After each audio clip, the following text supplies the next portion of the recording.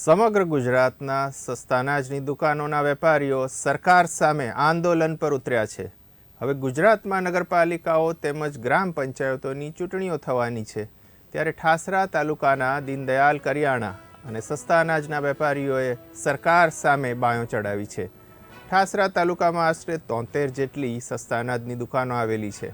ઉલ્લેખનીય છે કે 22/8/2023ના રોજ સરકારે વેપારીઓની વ્યાજબી પાયાની માંગો માટે હકારાત્મક વલણ અપનાવતા વેપારીઓએ આંદોલન સમેટી લીધું હતું।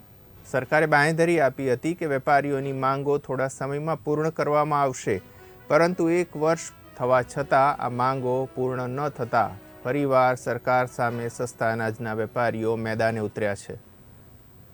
એક જ વાત છે કે અમે જે માગેલા પ્રશ્ન અને અમારી જોડે જે ચર્ચા થયેલા એ તમામ પ્રશ્નોનું નિરાકરણ આવે એવી અમે સરકારશ્રીની જોડે અપેક્ષા રાખીએ છીએ। સરકારશ્રી અમારી માગણીઓનો સ્વીકાર નહીં કરે તો અમે ગાંધી ચીંધ્યા માર્ગે સરકારશ્રીની સામે આંદોલન અને જે આવનાર તહેવારોમાં કાર્ડધારકોને અને ગ્રામજનોને મુશ્કેલી ના પડે તેની જવાબદારી એ સરકારશ્રીની રહેશે।